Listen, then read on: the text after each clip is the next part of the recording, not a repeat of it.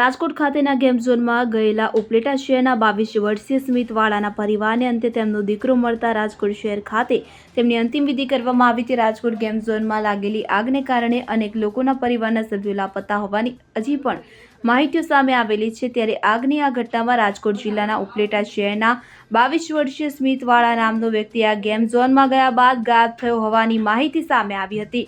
ત્યારે તેમનો પરિવાર આ પુત્રને શોધવા માટે અને જગ્યા ઉપર શોધખોળના તપાસ હાથ ધરી હતી, પરંતુ તેમનો પુત્ર ક્યાંય નહીં મળતા તેમને આ મામલે દરેક હોસ્પિટલની અંદર પણ શોધખોળ શરૂ કરી હતી। અંતે તેમને ત્યાં પણ તેમનો પુત્ર નહીં મળતા રાજકોટની સિવિલ હોસ્પિટલ ખાતેના મૃતદેહોની અંદર તેણે ડીએનએ સેમ્પલ આપ્યું હતું અને તેમનું સેમ્પલ મેચ થતા યુવકના મૃતદેહને પરિવારજનોને સોંપવામાં આવ્યો હતો। રાજકોટમાં લાગેલી આગની ઘટના બાદ તેમના પરિવારના સભ્યો દ્વારા મૃતક સ્મિતવાળાનો સંપર્ક કરવામાં આવ્યો, પરંતુ તેમનો કોઈ પણ પ્રકારે સંપર્ક થયો નહોતો, જેને કારણે પરિવાર વ્યાકુળ બનતા રાજકોટની દરેક હોસ્પિટલની અંદર મૃતક યુવકના ભાઈ તેમજ તેમના પરિવાર દ્વારા શોધખોળ શરૂ કરી દેવામાં આવી હતી, કારણ કે તેમના પરિવારની અંદર આશાનું એક કિરણ જીવી રહ્યું હતું કે તેમના પુત્ર કદાચ સહી સલામત થશે અથવા તો કોઈ અન્ય હોસ્પિટલની અંદર સારવાર હેઠળ હશે તેવી આશાઓ અને અપેક્ષાઓ સાથે મૃતક સ્મિતવાળાના પરિવારના સભ્યો અન્ય તમામ હોસ્પિટલની અંદર દર્દીઓની સાર સંભાળ અને ખબર લેવા માટે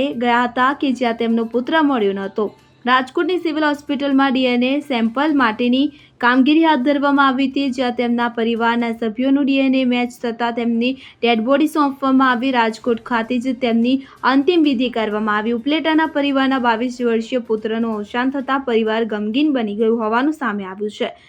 જવાબદારો સામે કડક અને ન્યાયિક કાર્યવાહી કરી તમામને સજા આપવામાં આવે તેવી પણ માંગ કરી છે। બાર નામ રસીલાબેન।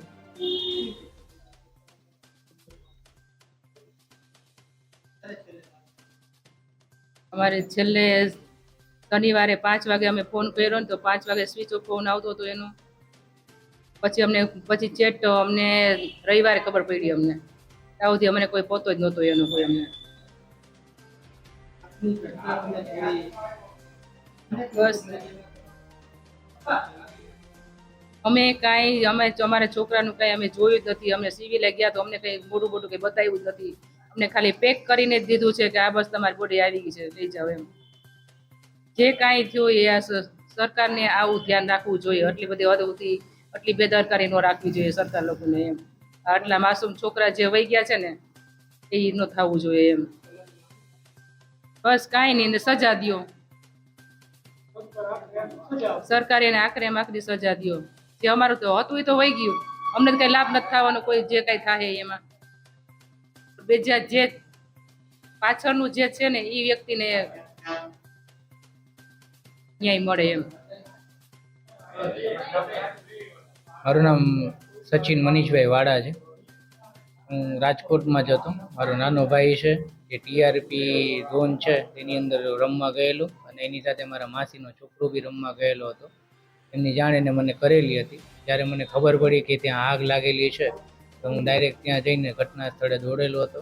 ઘટના સ્થળે ગયો ત્યારે મેં જોયું કે અહીંયા ભીષણ આગ લાગેલી છે અને આગ એટલી હતી કે ત્યારે કંઈ સૂઝ નહોતી પડતી અમને। છતાંય અમે ત્યાં ફાયર બ્રિગેડ જેટલી સ્થળે પહોંચેલા હતા ત્યાં બધાને જઈને હું પૂછતો હતો કે કઈને રેસ્ક્યુ કર્યા છે, કોઈને રેસ્ક્યુ કર્યા છે, કોઈ જવાબ ત્યાં આપેલા નહોતા। અને જે લોકોને બહાર કાઢવામાં આવેલા હતા એમાંથી બી કોઈ લોકો જવાબ આપતા નહોતા। બધાને એટલું જ કહેવામાં આવતું કે ભાઈ સિવિલ હોસ્પિટલમાં તમે જઈને તપાસ કરો, અહીંયા કંઈ છે નહીં। અમુક લોકોને અમે સિવિલ હોસ્પિટલ મોકલેલા છતાંય અમે ત્યાં જઈને જોયેલા કે કોઈ આપણું મળી જાય તો આપણા માટે એક સારું થઈ જાય। તો બી કોઈ ત્યાંથી 2 કલાક હું ઊભેલો પણ કોઈ બી ત્યાં કંઈ હતું જ નહીં, આગ પર કાબુ મેળવવામાં આવેલો નહોતો। સિવિલ હોસ્પિટલ ગયા ત્યારે ખબર પડી કે ત્યાં જેટલા બી જે છે એક પછી એક લાશ જ આવી રહી છે, કોઈ એવું વ્યક્તિ નથી જેનું રેસ્ક્યુ કરવામાં આવેલું છે। છતાંય અમે ત્યાં ગયા અને જોયું કે ભાઈ કઈ રીતે છે તો ત્યાંથી અમને કહેવામાં આવેલું કે ભાઈ તમે ત્યાંથી બધાની રિપોર્ટિંગ જે છે તમારે જે ગુમ થયેલા છે એમના નામ લખાવો। એમના નામ લખાવી અને તમારું એક ડીએનએ સેમ્પલ લેવામાં આવશે કે જે તમારા જે ગુમ થયેલા છે એમની સાથે જો તમારું ત્યાં સાથે મેચ થશે તો પછી તમને આગળ જાણ કરવામાં આવશે। એટલે રાતે 3 વાગ્યા સુધી ડીએનએનું આખું ટેસ્ટિંગ ચાલેલું છે। 3 વાગ્યા પછી અમે પ્રાઇવેટ હોસ્પિટલ જેટલી બી હતી રાજકોટની બધી જગ્યાએ અમે ગયેલા અને બધી જગ્યાએ અમે તપાસ કરેલી છે। કોઈ બી હોસ્પિટલમાં કોઈ કેસ આવેલો નહોતો એ બધી અમને જાણ કરેલી હતી, છતાંય બીજા દિવસે પાછા જયા સિવિલ હોસ્પિટલે ગયા ત્યારે કોઈ જવાબ આપતા નહોતા ત્યાં સિવિલ હોસ્પિટલે કે કઈ રીતે છે કઈ રીતે નથી. અમે ત્યાં ગયા, ત્યાં રાહ જોઈ, બધાને પૂછ્યું કે આમાં કાંઈ છે કાંઈ નથી, કોઈને કંઈ ન્યૂઝ મળેલી છે, અને આખરે એમને એવું કીધું છે કે DNA ટેસ્ટ છે એ તમને સાંજ સુધીમાં મળી જશે. સાંજ સુધીમાં કંઈ જવાબ ન આવેલો. પહેલાં એમ કીધું સવારે મળશે, પછી કીધું બપોરે મળશે, પછી કીધું સાંજે મળશે.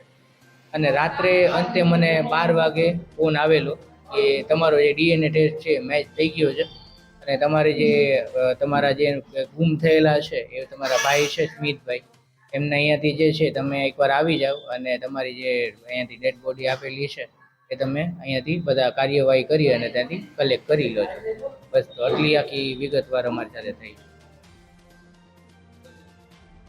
મનીષભાઈ વાડા, મનીષભાઈ લાલજીભાઈ વાડા.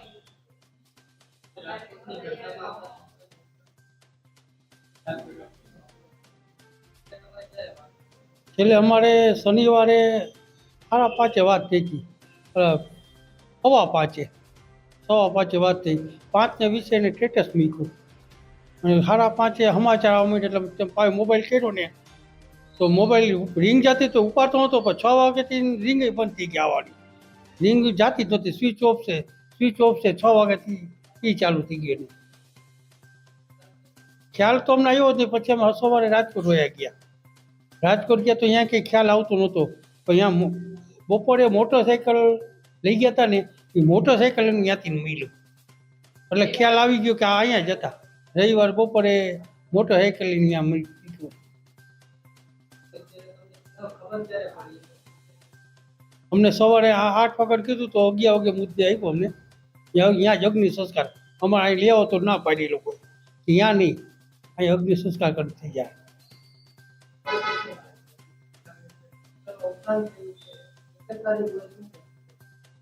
સરકારની બેદરકારી સાહેબ. આવા મોરબીમાં થયું, બરોડામાં થયું, હવે અહીંયા થયું. હવે સરકાર ક્યાં કઈ કોઈને પગલાં લે છે? કઈ પગલાં લે છે? અમારી માગણી આ બધા હોય ને એક કરીને આકરામાં આકરી સજા આપો. સરફરાઝ કોડી સાથે CN24 ન્યૂઝ ઉપલેટા. હવે જુઓ દેશ દુનિયાની તમામ ખબરો તમારી આંગળીના ટેરવે. ઉઠાવો મોબાઈલ અને Google Play Store પરથી ડાઉનલોડ કરો અમારી CN24 ન્યૂઝ મોબાઈલ એપ.